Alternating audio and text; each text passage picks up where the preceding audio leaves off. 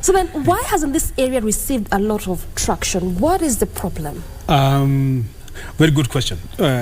I'll start with a very good example. Yes. Supposing we drink dirty water here, in probably the next 2 hours, you'll be seeking medical help or assistance because the body reacts quite quickly. And for that reason, water quality has been considered as an urgent thing that we need to deal with. The same thing with food. But for air pollution, it's like somebody having an axe, and every day you're hitting the tree once.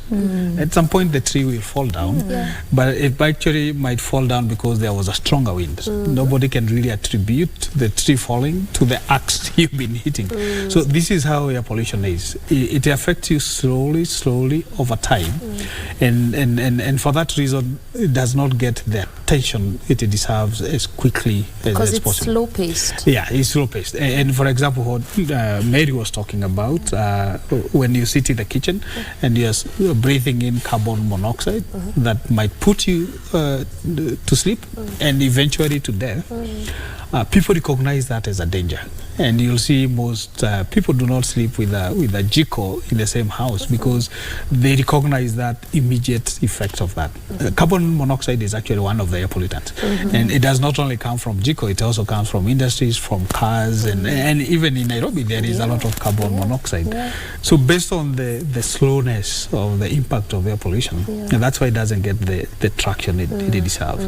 The current estimates in Kenya, around 20,000 people die every year because of air pollution impact. 20,000 people? 20,000.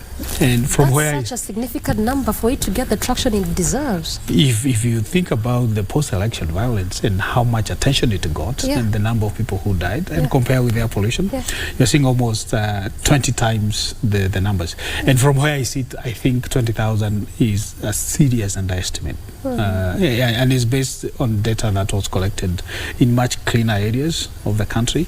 I think once we do what we are doing under the catalyst and really understand what level of pollution we have in Nairobi, for example, we'll get much better data to kind of show the number might be bigger than we think. I also have to mention something very interesting. I saw from the Nairobi City County health data. Since COVID, when COVID hit, there was lockdown. A lot of people lost their opportunities. After COVID, the city is observing an increase of respiratory ailments. And we were trying to figure out what's going on. And it's because when COVID hit and there was lockdown, people lost job opportunities. Economically, people are not able to buy the cooking gas and better cooking fuels, and so they have moved back to charcoal and firewood, which means the households are getting more polluted and even the air in general, and that is driving the health effects. So if you're not able to make those kind of connections, then the issue of air pollution will not get the traction it deserves.